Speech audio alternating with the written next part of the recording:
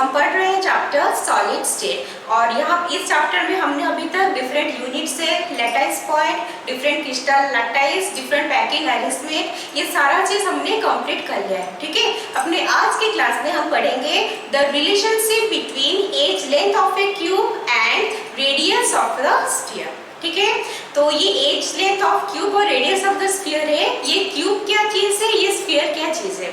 देखो ये क्यूब है हमारा क्यूबिक यूनिट सेल, ओके, और जो स्फीयर है वो है एटम। तो जो एटम जो है वो कहाँ पे प्लेस्ड है, यूनिट सेल में डिफरेंट पोजीशन में प्लेस है। कहीं पे कॉर्नर में है, किसी में फेस के सेंटर में है, किसी में बॉडी के अंदर है ना।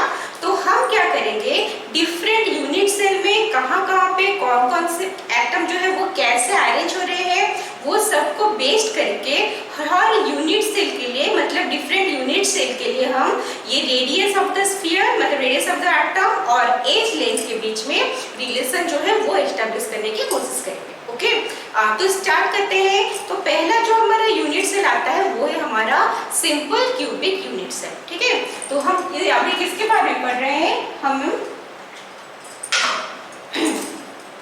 क्यूब ड्रॉ करेंगे।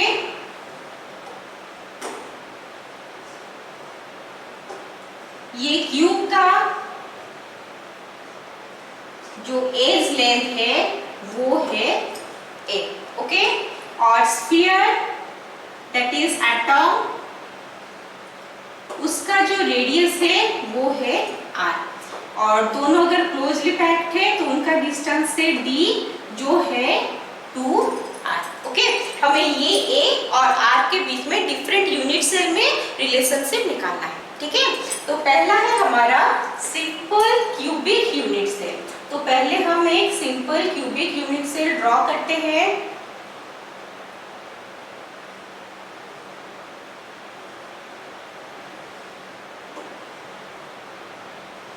अभी हमारा क्यूबिक यूनिट सेल ड्रॉ हो गया।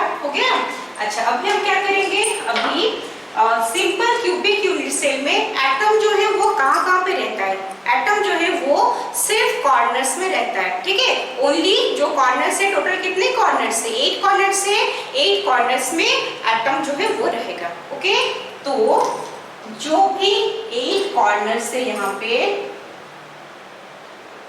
ये सारे है हमारा लैटाइस पॉइंट, मतलब इसके ऊपर हमारा एटम रह रहा है। ठीक है, तो हम कोई भी एक साइड को चूज करते हैं जिसके ऊपर हम देखेंगे कि कैसे वो एटम अरेंज हो गए हैं।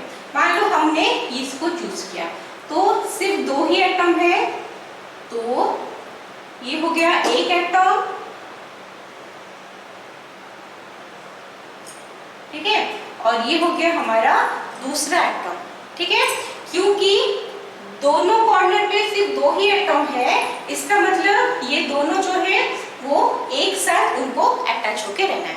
ठीक है, तो ये हो गया हमारा क्या, क्यूबिक यूनिट सेल में। मेरा स्फीयर एग्जैक्टली नहीं बना है, ठीक से बना लेना।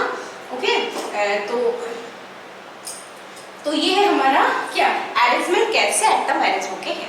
ठीक है, देखो ये जो एटम है यहाँ से यहाँ वो कितना हुआ, रेडियस r, एक स्फीयर का रेडियस कितना होता है, r होता है। यहाँ पे जो एटम है उसका भी रेडियस r है।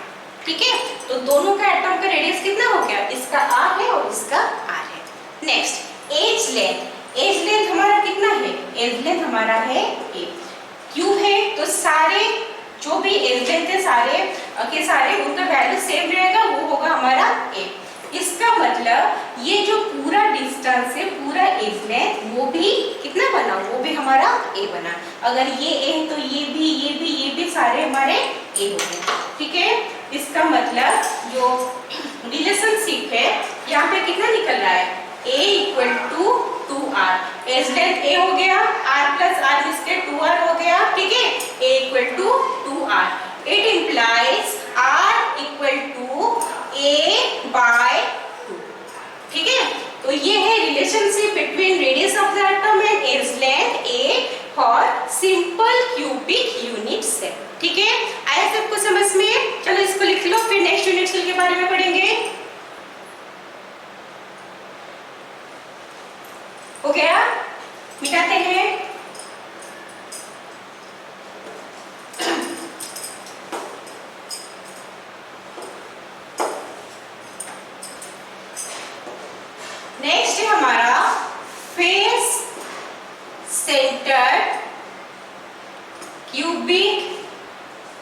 यूनिट सेल,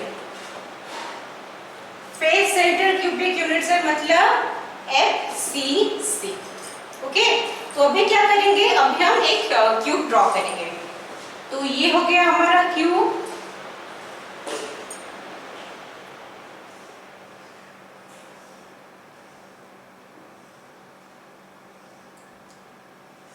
बन गया। अभी FCC में जो एटम्स है वो कहाँ पे अरेंज होके रहते हैं? FCC में एटम कहाँ रहता है? 8 कॉर्नर्स में रहते हैं और सारे जो फेसेस है फेसेस के सेंटर में रहते हैं। ठीक है, तो कहाँ पे पार्टिकल्स रहेंगे? ये है 8 कॉर्नर्स हो गया हमारा। नेक्स्ट है हर फेस के सेंटर में। ठीक है, अगर हम सारे फेस के सेंटर में अभी एटम ड्रॉ करना स्टार्ट करेंगे तो हम कंफ्यूज हो जाएंगे, हमारा कैलकुलेशन जो है वो स्मूथली नहीं हो पाएगा। ठीक है, तो हम क्या करेंगे, हम कोई भी एक फेस को चूज करेंगे और उसी के ऊपर बेस्ड करके हमारा कैलकुलेशन करेंगे। तो हम क्या करते हैं, अभी ये ऊपर के फेस को चूज करते हैं। ओके, तो यहाँ पे 4 कॉर्नर में 4 एटम है और फेस के सेंटर में भी एक एटम है ना? ठीक है, देखो क्योंकि यहाँ पे ऐसे एटम्स है तो उनको अरेंज भी उसी टाइप का होना है, एक ही लाइन में यहाँ पे सबको अरेंज होना है। ठीक है, देखो ये हो गया एक एटम, नेक्स्ट सेंटर में है, ये हो गया एक एटम और ये जगह पे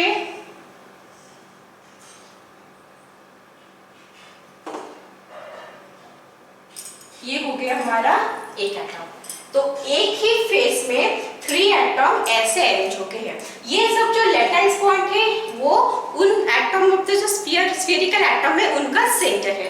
तो यहाँ पे एक प्लेस हुआ, यहाँ सेंटर में एक और यहाँ पे एक। ओके, ऐसे ये प्लेस होते हैं और सारे जो है वो टच करके हैं। ठीक है, सारे एटम्स वो टच करके हैं, हो गया, और सारे स्फेरिकल फॉर्म में है। ओके, अच्छा अभी हम क्या करेंगे, अभी हम देखेंगे कि ये कितना लेंथ हो रहा है। यहां से यहां तक कितना हुआ? r radius of the sphere है, यहां से यहां पूरा डायमीटर हो गया, तो ये हो गया हमारा r plus r 2r। Next यहां से यहां ये भी रेडियस ऑफ द स्फीयर हो गया, वो हो गया हमारा r। इसका मतलब ये जो टोटल लेंथ है वो हो गया हमारा 4r। ठीक है, और ये तो क्यूब है, क्यूब का पार्ट है, बीच में हमारा एक लाइन बन गया, एक वो फेस का डायगोनल बन गया। ओके, तो अभी हम क्या करेंगे, अभी ये पार्ट को अलग से ड्रॉ करने की कोशिश करते हैं। ठीक है, ये क्यूब है तो ये वाला एंगल हमारा 90 डिग्री है, ये एंगल हमारा 90 डिग्री है, कौन सा? ये वाला। और ये हमारा लाइन है जो जॉइंट हुआ है। ओके, समझ में आ रहा है? ये एक एज लेंथ, ये एक एज, ये और एक एज क्यूब का, और ये है क्यूब का फेस डायगोनल। ठीक है, अभी हमने देखा कि फेस डायगोनल का लेंथ कितना आ रहा है? r plus 2r plus r, total है 4r। हो गया। नेक्स्ट ये लेंथ कितना है, मतलब ये लेंथ कितना है? एज ऑफ द क्यूब है तो ये बनेगा a। ये कितना है? ये भी एज ऑफ द क्यूब है, वो बन गया a। समझ में आ रहा है क्या बताने की कोशिश कर रहे हैं? ये हमारा एक एज, ये दूसरा एज हो गया, और ये हो गया हमारा फेस डायगोनल। फेस डायगोनल का वैल्यू निकल गया, क्योंकि ऐसे ही हमको अरेंज करके रखना है फेस सेंटर क्यूब में एटम को। इसका जो लेंथ है वो आ रहा है 4r। ये है हमारा कितना? a, क्योंकि साइड ऑफ द क्यूब है एज लेंथ, और ये भी एज लेंथ है, वो भी a है। तो ये है हमारा एक 90 डिग्री। ओके, तो हम मैथ में पढ़े हुए हैं, हमें पता है कि यहाँ पे ये दोनों का स्क्वायर इक्वल टू इसका स्क्वायर होगा। ठीक है, अकॉर्डिंग टू पाइथागोरस थ्योरम क्या होगा? a square plus a square equal to 4r का स्क्वायर। ईच साइड का स्क्वायर को ऐड कर दोगे तो वो डायगोनल का स्क्वायर बनता है। ठीक है, it implies 2a square equal to 16r square. It implies, हमें r के फॉर्म में निकालना है, r square equal to 1/8 a square. It implies equal to 1/2√2a।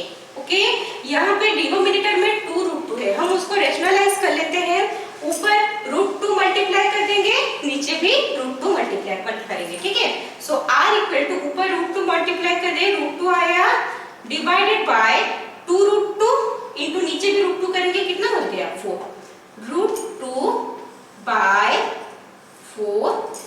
ये है हमारा रेडियस ऑफ द स्फीयर और एज लेंथ a के बीच में रिलेशन से।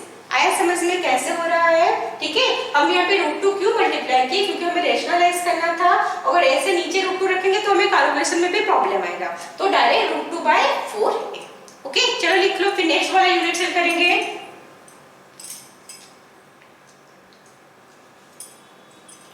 हो गया, मिटाते हैं अभी।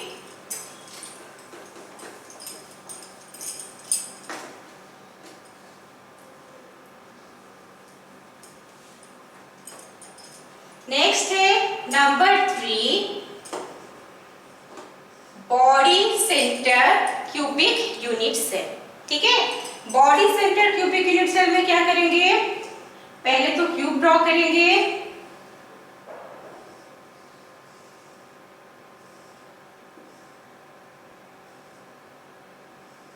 ये हमारा क्यूब बन गया, ठीक है।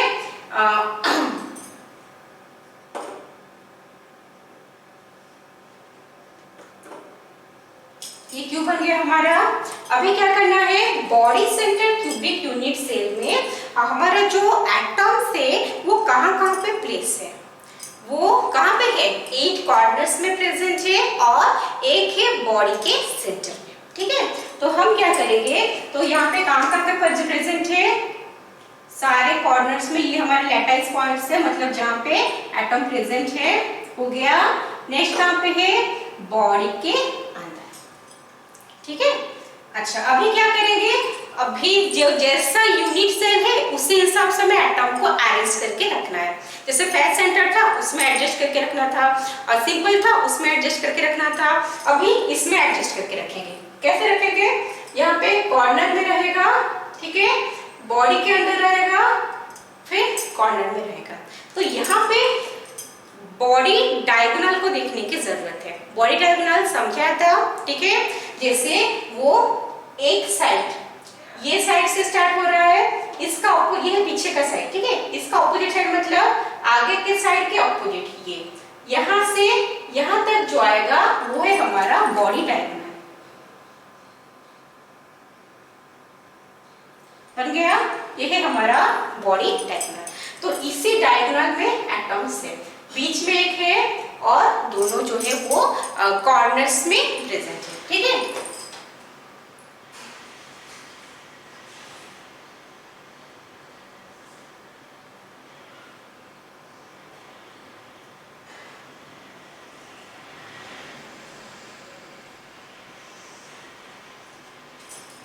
तो ये हो गया हमारा बॉडी का।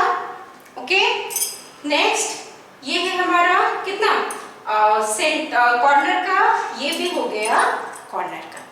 ओके, नेक्स्ट तो हम यहाँ पे क्या करेंगे, देखेंगे कि ये जो आ रहा है क्या, जो बॉडी डायगोनल है, बॉडी डायगोनल समझ में आया ना, जहाँ पे खड़े हो उसका पीछे के वॉल को ले लो, पीछे के वॉल का वो कॉर्नर का पॉइंट, ठीक है, और इसका सामने के वॉल का उस कॉर्नर का पॉइंट, इसको और इसको ज्वाइन करोगे तो वो होगा हमारा बॉडी डायगोनल।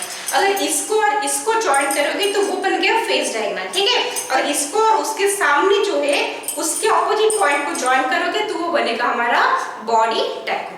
ओके, ऐसा समझ में, तो ये हमारा बॉडी डायगोनल का डायग्राम। नेक्स्ट हमें देखना है, तो हम एक क्या करेंगे, एक ट्रायंगल चूज करेंगे, एक ट्रायंगल चूज करेंगे जैसे हमें कैलकुलेशन करने में इजी हो।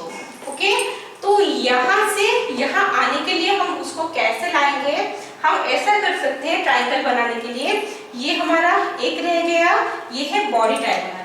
ओके, ये है बॉडी डायगोनल, ठीक है। नेक्स्ट यहाँ पे एक है, ये फेस डायगोनल है, यहाँ से यहाँ तक वो क्या है हमारा फेस डायगोनल। ठीक है, ये है फेस फेस डायगोनल। ओके, और जो जॉइन हो रहा है ये हो गया हमारा एज लेंथ। ऐसा समझ में, ये है हमारा बॉडी डायगोनल और ये जो आ रहा है ये है फेस डायगोनल और ये है हमारा एज लेंथ। ऐसे करके हमने उसको रिप्रेजेंट किया है, ठीक है। और अच्छे से करने की कोशिश करेंगे तो वो आएगा, ये तो बड़ा है,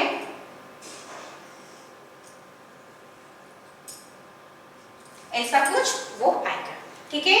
तो यहाँ पे ये जो है हमारा कितना किसका रेडियस कितना है, मतलब किसका एज लेंथ कितना है, ये है हमारा, ये कौन सा पार्ट है, ये पार्ट है, ठीक है। ये है हमारा एज लेंथ, ये बन गया ए।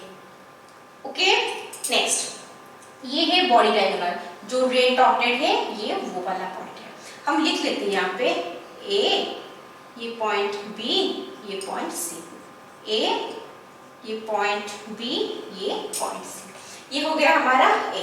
अभी ए बी जो है, ए बी का क्या कैलकुलेशन है, ये एक रेडियस है, ये क्या है, क्यूब है ना, ये वाला है एज लेंथ ए, ये है एज लेंथ ए और ये बन गया फेस डायगोनल, ठीक है। इसको डी ले लेते हैं और एक डायग्राम बनाते हैं, ए डी बी, ये है ए, ये है डी, ये है बी। यहाँ पे 90 डिग्री है क्योंकि क्यूब है, ये हो गया एज लेंथ ए और डी एज लेंथ है क्यूब का ए, डी और बी वो भी एज लेंथ है क्यूब का ए। पता चल रहा है, ये साइड हो गया। अब हम ये साइड निकाल रहे हैं, इसको मिला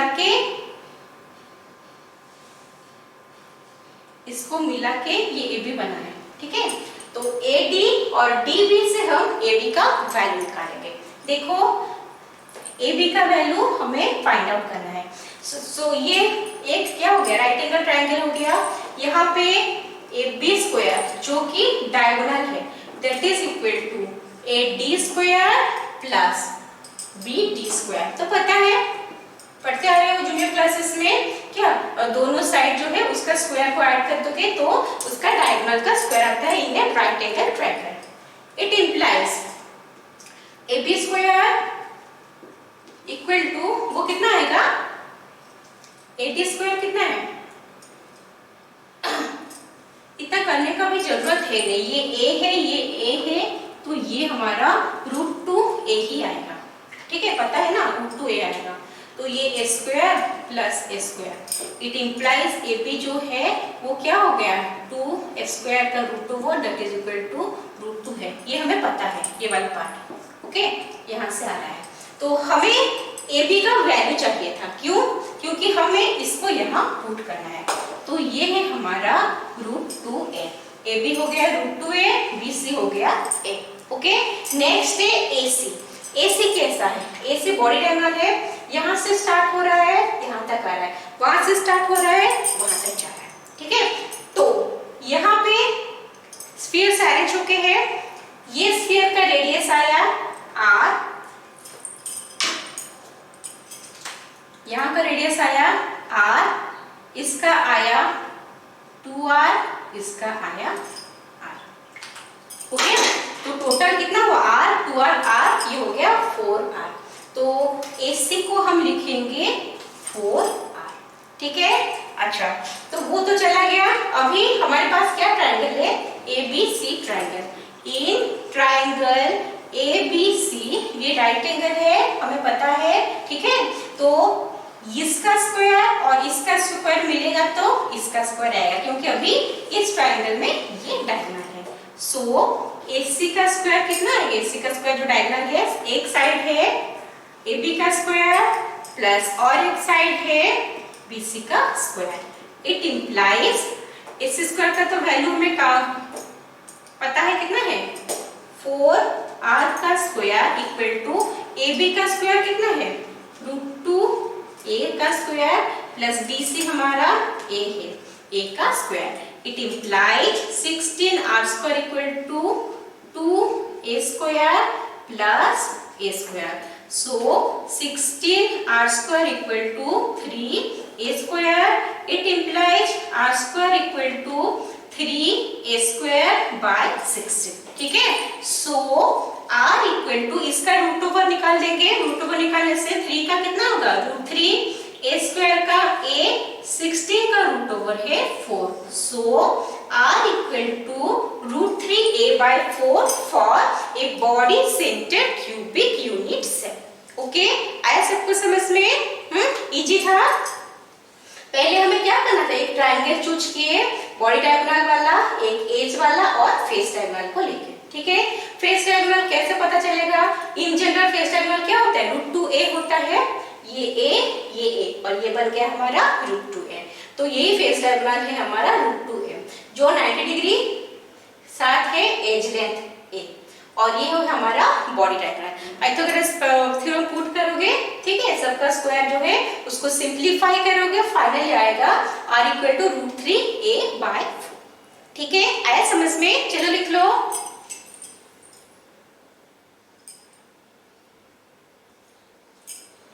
हो गया, मिटाते हैं।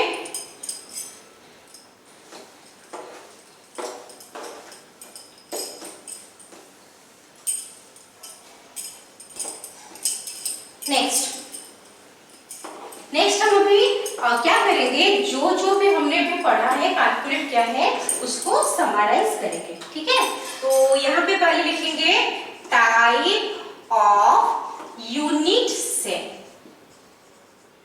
ओके, नेक्स्ट है रैंक ऑफ और atoms present in a unit cell.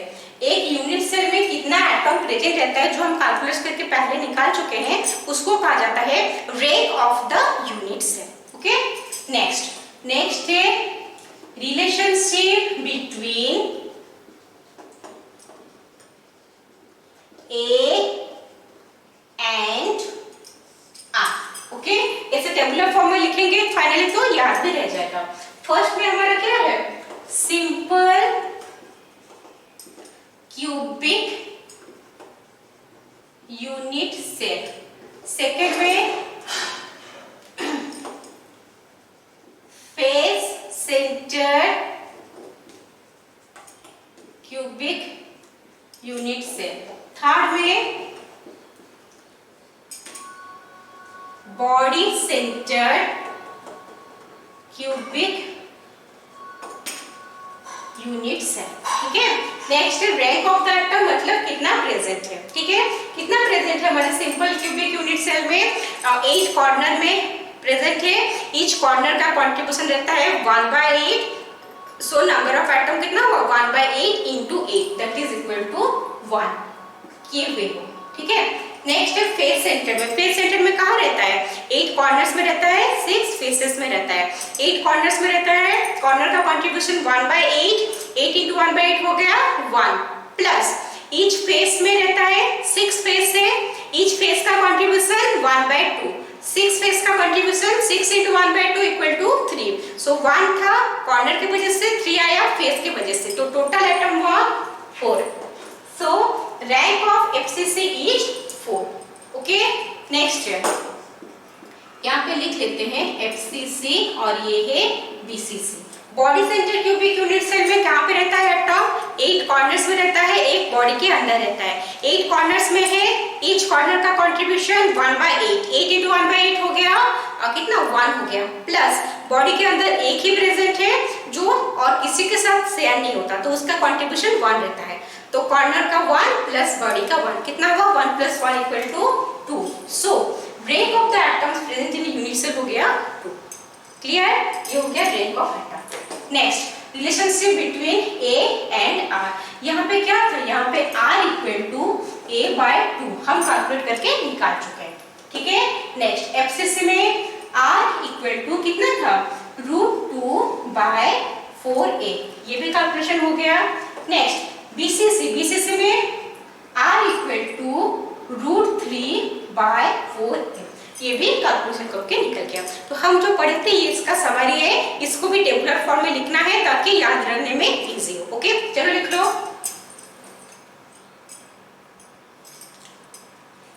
हो गया।